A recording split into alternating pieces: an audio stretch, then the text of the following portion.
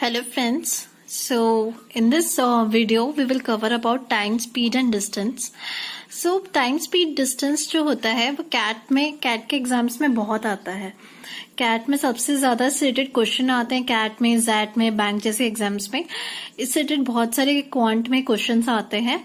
सो हमें जब भी टीएसडी हम पढ़ें तो उसके हमें कुछ शॉर्ट ट्रिक्स और कुछ इससे रिलेटेड क्वेश्चंस जो होते हैं लाइक सर्कुलर मोशन, रेसेस से रिलेटेड क्वेश्चंस होते हैं वो हमें जरूर देखने चाहिए, क्योंकि ये सारे क्वेश्चंस जो होते हैं वो बहुत इंपॉर्टेंट होते हैं इन एग्जाम्स के लिए.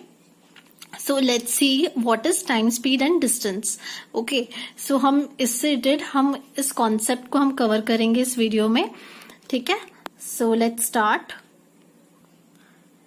So हमारा फर्स्ट टॉपिक होगा motion in a straight line. हमें ये समझना होगा मोशन जो होता है वो क्या होता है, उसमें डिस्टेंस, स्पीड और टाइम का क्या रोल है. ठीक है, व्हेन अ बॉडी, जब कोई भी एक चीज, सपोज ये गाड़ी है, ये है बाइक ए, ठीक है, and it is moving from point A to another point B. ठीक है, अब इसने इस पॉइंट से like he started from Delhi. ठीक है, इस गाड़ी ने स्टार्ट किया ए से लेके बी तक. बी कौन सा है, मान लो हमारी मुंबई है. ठीक है, मुंबई स्टेट है. तो इसने ये डिस्टेंस कवर किया. ठीक है, इसके बीच में जो डिस्टेंस होगा उसको हम देंगे नाम क्या, D. D is actually what, distance. So मैं जब भी डिस्टेंस के बारे में बात करूंगी तो मैं एज अ डी लिखूंगी उसे. ठीक है, एंड उसने कब करा ये, किसी टाइम पीरियड में करा होगा, राइट. सो हम इसे बोलेंगे टी. ठीक है, एंड उसने किसी स्पीड से कवर किया होगा. सपोज ये एक गाड़ी चल रही थी जो कि बहुत फास्ट थी. सपोज उसने कर लिया 80 किलोमीटर पर आवर स्पीड से, एंड जब वो बी पहुंची तो उसकी स्पीड इतनी थी, मान लो 60 थी. So it means they are travelling with some speed. ठीक है, तो हम लोग जब भी हम किसी चीज के बारे में बात करेंगे, so we will talk about what, distance, time and this is what, speed. ठीक है फ्रेंड्स, सो मैं डिस्टेंस को डी से डिनोट करूंगी. D is the distance. ठीक है, D is what, distance. Speed को मैं डिनोट करूंगी एस से, स्पीड. एंड जब मैं टाइम के बारे में बात करूंगी तो मैं टी लिखूंगी उसको. ठीक है, तो ये था हमारा कॉन्सेप्ट कि what is about the distance, speed and time. Let's see a formula, that is a very basic formula. अगर हमें ये फॉर्मूला पता है ना तो हम कोई भी क्वेश्चन सॉल्व कर सकते हैं. इसमें ज्यादा हमें है ना फॉर्मूले पे नहीं जाना चाहिए, पर हमें कॉन्सेप्ट समझना बहुत जरूरी है. So time into speed is equals to distance. This formula is very important because इसी से हमें सारे क्वेश्चन पता चल जाएंगे. सपोज मेरे को टाइम दिया है और मुझे टाइम और स्पीड पता है मुझे, पर डिस्टेंस नहीं पता, तो मैं इस फॉर्मूले से निकाल सकती हूँ. सपोज मुझसे पूछी गई है इसकी स्पीड निकालो, यानी एस निकालो. ठीक है फ्रेंड्स, सो स्पीड निकालो तो मैं क्या लिख दूंगी, डिस्टेंस अपॉन टाइम. ठीक है, तो मुझे इससे ये पता चल जाएगा कि इसकी स्पीड क्या है. अगर मुझसे पूछ लिया कि इसका टाइम बताओ तो मैं लिख दूंगी डिस्टेंस अपॉन स्पीड. ठीक है, डी अपॉन एस. तो ये हमारे कुछ फॉर्मूले हैं और कुछ इनमें कुछ एक रूल होता है डायरेक्टली प्रोपोर्शनल का, क्योंकि इसमें जो प्रोपोर्शनैलिटी होती है वो बहुत इंपॉर्टेंट होती है.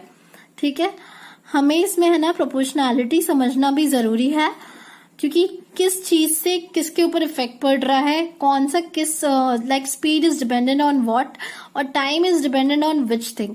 सो सपोज पहला केस है, आपको दिया है डी इज कांस्टेंट. ठीक है, डी आपका क्या है, कांस्टेंट. अब मैंने जब डी कांस्टेंट रखा है, ठीक है फ्रेंड्स, मान लीजिए डी यहाँ पे क्या है, हमारा कांस्टेंट है, यानी speed is what, inversely proportional to time. So what should I write? Speed is inversely proportional to time और vice versa. T is inversely proportional to speed. ठीक है? This is our first case. What about the other case? Case 2 क्या बोलता है? Case 2 बोलता है let T is constant. अब जो भी चीज है वो टी जो है वो टी तो मूव नहीं कर रहा, ठीक है। टी मान लो हमें टी का एक टाइम पीरियड दे दिया कि इसने 2:05 पे चालू किया है।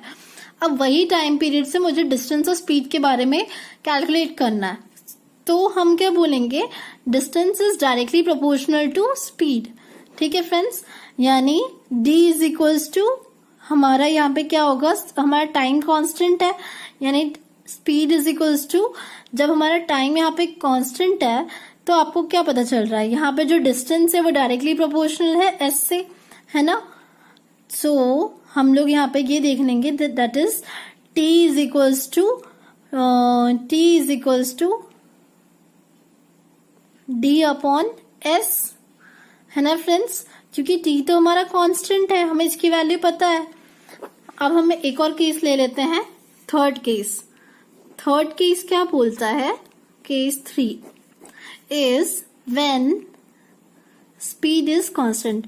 आप फिक्र मत करिए, हम इससे रिलेटेड कुछ क्वेश्चंस भी सॉल्व करेंगे।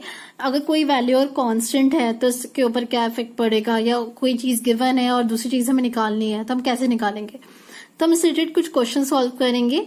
पहले हम थर्ड केस देख लेते हैं, व्हेन स्पीड इज कांस्टेंट यानी distance is directly proportional to time, ठीक है friends, distance is directly proportional to time. So हमें एक ही फॉर्मूला हमेशा